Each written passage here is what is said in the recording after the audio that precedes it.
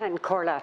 The recent abduction of Roman Protasevich and Sonia Sarpega was an act of air piracy, and it should shock all of us, because it was a brazen, upfront demonstration from Belarus that they will do whatever they want on their own territory and elsewhere in an effort to silence those who try to hold them to account.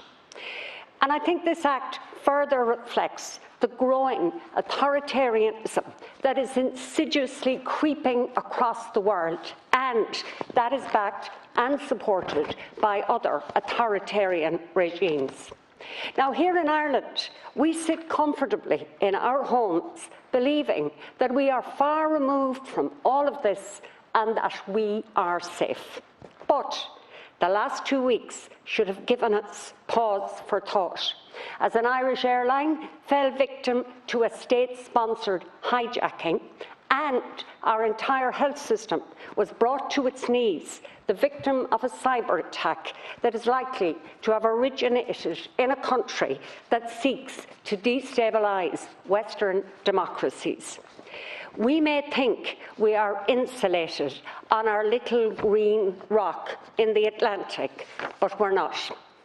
Now, I fully support this strongly worded motion from government. I think it doesn't mince its words, and it calls out the democratic legitimacy of the Lukashenko election.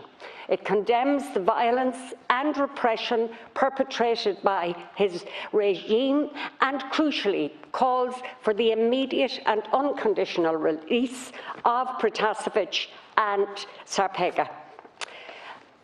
Look, I can't imagine, and in truth I don't even want to imagine, the fear and the terror felt by Protasevich and Sarpega as they were dragged off that Ryanair flight.